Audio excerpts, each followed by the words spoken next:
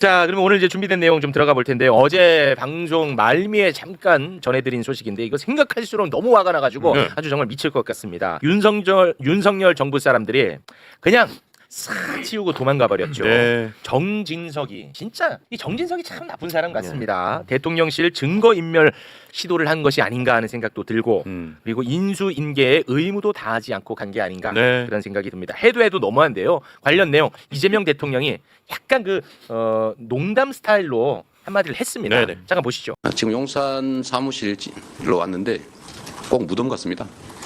아무도 없어요. 네, 필기도구 제공해줄 직원도 없군요. 네, 컴퓨터도 없고 프린터도 없고 황당무계합니다. 아니 어느 정도입니까 지금? 그러니까 저 정도에서 끝난 게 아니고요. 일단 어제 인사 발표를 했지 않습니까? 예. 근데 결제할 시스템이 없어가지고요. 손으로 써서 지장을 찍어야 할지 지장을 찍으려니 인주도 없더라 이런 얘기까지 했고 이걸 어떻게 해야 하나 지금 고민이다라고 얘기를 했고요. 그 직업 공무원들 그러니까 예전에 각 부처에 있었던 공무원들이 네. 용산 대통령실에 파견 온 직원들이었는데 그 직원들을 전원 복귀를 아마 시켰나 봐요. 그러니까 곧바로 원대 복귀를 명령해서 전원 제자리로 복귀하도록 해야 될 것 같다. 예. 그러니까 다시 용산 대통령실로 복귀를 시켜가지고 업무 인수인계 절차를 받도록 해야 될 것 같다. 이렇게 이제 어제 얘기를 했는데 실제로 6월 10일까지 용산 대통령실로 파견 나왔던 그런 직업 공무원들은 다시 이제 대통령실로 와라 이렇게 지시를 한 상황입니다. 아 진짜 해도 너무해. 방해지 이 정도면 아니 방해. 저게 그 농담조가 아니고 예. 제가 우연찮게 저는 그 발령이 난지도 모르고 전화를 했는데 용산 가 있더라고요. 누가요? 모 비서관이 그러니까 비서관이 된 걸 모르고 전화를 했어요. 제가. 여의도 쪽에 있는 줄 알고. 근데 누군가한테. 통하다 보니까 그 용산이래. 그래서 아니 저는 그 인사 난 걸 몰랐거든. 그래서 그 무덤 갔다던데 어떠냐 그랬더니 진짜로 이 PC고 뭐가 아무것도 없어갖고 아무것도 없대요. 와. 인수인계를 해야 되는데 인수인계 상황을 손으로 적었다는 거야. 와.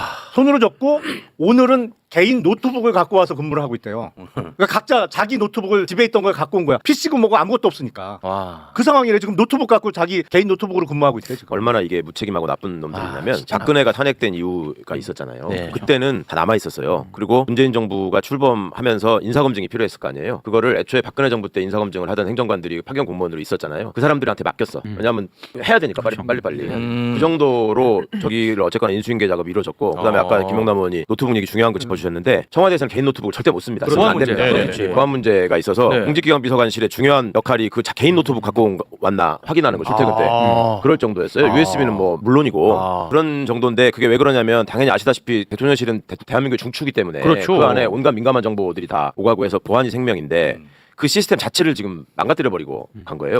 일을 못하게. 이거 진짜 이거 업무방해 아니에요? 아니 그러니까 뭐 다른 거 뭐 증거인멸 이거 다 떠나서 네네. 업무방해 아닙니까 이 정도면? 말입니다. 제가 국회에 들어가면서 김용남 의원 가보니까 자기는 방이 어떻게 돼 있던가요? 나는 그 방을 의원회가 방을 물려받으러 갔더니 일단 그 임기 시작하기 일주일 전까지는 비워달라고 하거든요. 사무처에서 다음 의원들 오기 전에 뭐 정비하고 해야 되니까. 예. 근데 그 전날까지 안 비워줬어요. 제가 들어갈 때. 그러고 나서 이제 가봤더니 그냥 나가면 되잖아. 막 의자나 소파는 다 엎어놓고 나갔어. 나 진짜. 그런 짓을 하거든. 그러니까 여기는 더 심하게 한 것 같고 진짜 업무방해, 공무집행 방해죠. 이거 세상에.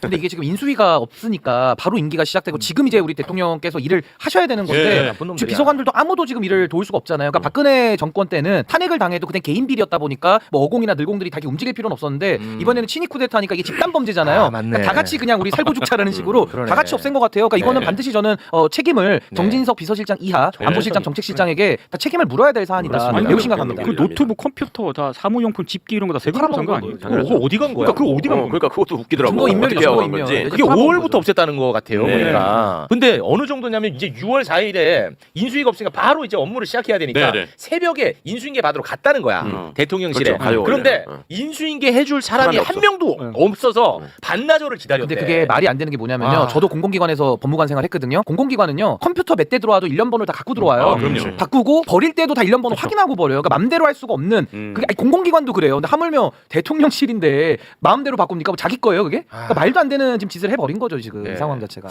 공적 마인드가 전혀 없는 전혀 자들이- 없어, 맞아. 전혀 없는 자들이 마인드가. 모여 있는 맞습니다. 이렇게 뭐 비품 등들도 싹 다 치웠고요. 예. 그리고 자기들도 그냥 스스로 싹 치우려고 했어. 자기도 비품도 치우고 자기도 치우고.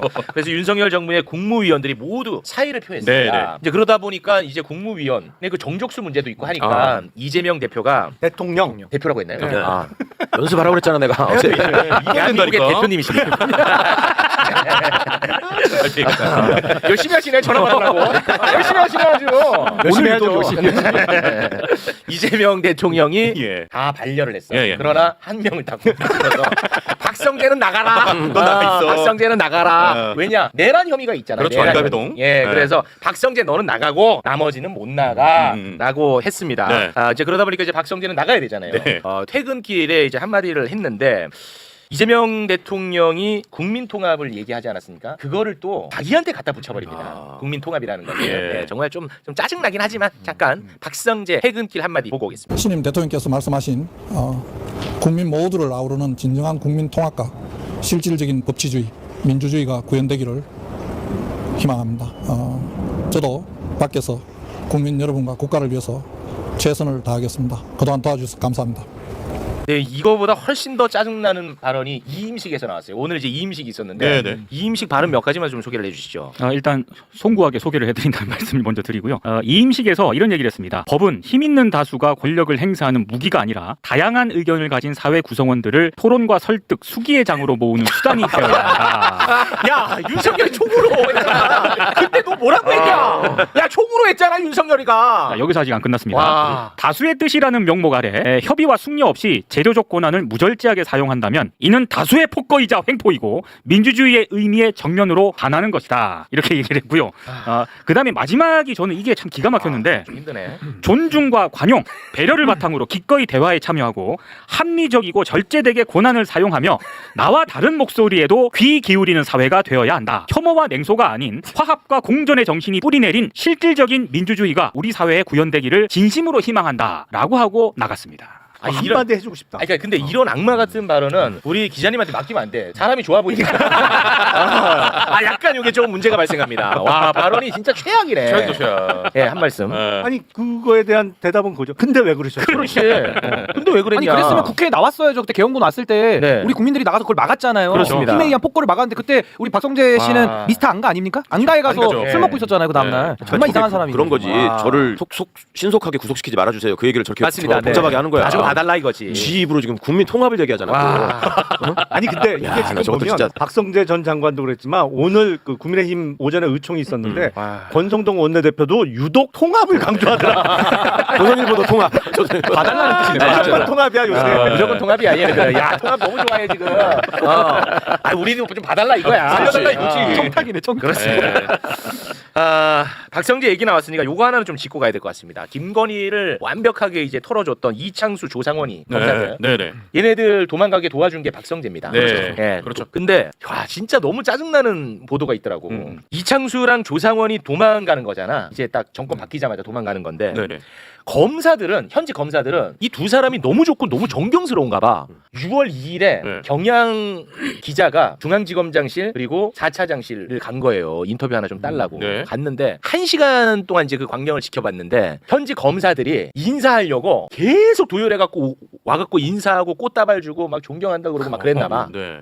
검사들이 이런 상황 속에서 예. 아무튼 검사들은 내 눈에 오늘 안 띄는 게 서로가 좀 좋을 것 같은데 말이죠. 근데 그 지켜봤는데 네. 1시간이 지나도 계속 그 방을 검사들이 왔다 갔다 했는데 이 경향 기자가 어림잡아서 세보니까 한 100명은 100명은 되더라. 되더라. 이렇게 그런 썼어요. 집단이야, 그런 집단. 근데 이번에 했던 발언인지 내가 기사를 보고 맥락을 조금 이해하기 어려운 한 대목이 있어가지고 복도에 도열해가지고 검사장님 승진을 축하드립니다. 뭐 이런 게 외쳤다는데 이게 이번에 했던 발언인지 그거는 좀 애매하더라고. 이번엔 승진은 승진이 아니지. 아니잖아요. 퇴임인데 그쵸. 승진은 좀 이상한데. 아니면은 뭐 정관 예우 받아서 돈 많이 버니까 승진이라고 표현한 그러니까 그 건가? 맥락은 그 기자가 쓸 때 보통 드라마에서 검사들이 쫙 도열해가지고 승진했을 때 검사장님 승진을 뭐 축하드립니다. 드라마의 한 장면을 네, 묘사한 그 거예요. 장면처럼 그 좀 문장이 좀 매끄럽지 않아. 그 네, 문장이 맞습니다. 좀 애매하게 썼더라고. 아, 네네네. 근데 네. 이제 드라마에서 그런 장면하고 네. 좀 엇비슷한 장면이었다 이런 취지였던 것 같아요. 네. 네. 근데 지금 이 상황을 어떻게 인식하는지 얘네들은 부끄럽지도 않은 거야. 그리고 그러니까요. 안에서는 지금 축제야 얘네들은. 뭐가 어떻게 돌아가는지도 관심 없습니다 검사들은. 그러니까 이게 지금 법무부 장관의 희한한 발언을 우리가 들었고 또 서울중앙지검이면 검사들 중에서도 좀 잘 나가는 검사들이 많이 와 있잖아요. 네. 근데 지금 이 정도 상태라고 하면은 정말 검찰은 문제가 너무 심각하다. 뭐 어제 오늘 얘기도 아니고 그러니까 정치 집단이라고 얘기했잖아요. 국가기관이 아니고 정치 집단이라니까 진짜로 하는 짓거리들을 보면 네. 그러니까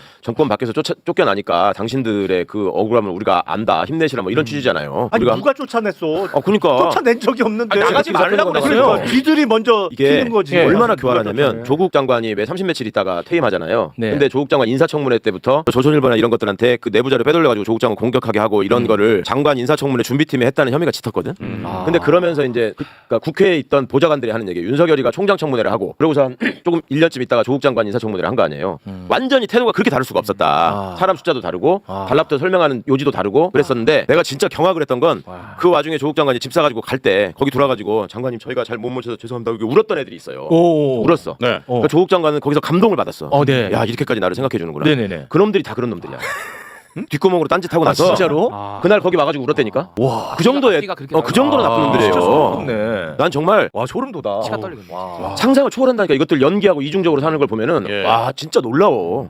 그건. 아 이거는 진짜 소름이다. 근데 그런 사람들 다 불러다가 밥해 먹이고 돌잔치가 아니 너뭘 그랬던 거잖아요. 그건 다 모르는 애들이고 알던 애들한테 당할 때도 나도 그런 차원의 연기에 당한 거야. 생각해 보면. 공격적이 되셨어. 연기에 다 틀린 사람이 잘못인 거예요. 네. 빨리 전화가 와야 될 것 같아요. 가지고 나 얘기네. 다 있었습니다. 네. 자 굉장히 짜증나는 보도를 접해봤고요. 예.